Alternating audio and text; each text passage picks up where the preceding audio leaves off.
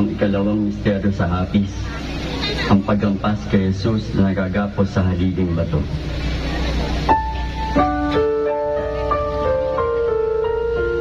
Ama namin, sumasalangit ka, sambahin ang ngalan mo.